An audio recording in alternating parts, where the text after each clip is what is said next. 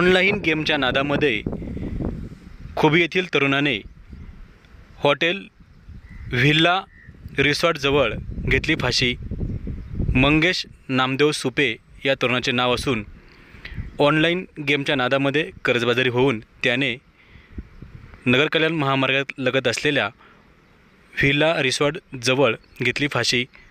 Otur police station घटनास्थळी दाखल होऊन पुढील तपास ओतूर पोलीस स्टेशनचे पोलीस निरीक्षक लहू थाटेसाहेब करत आहेत।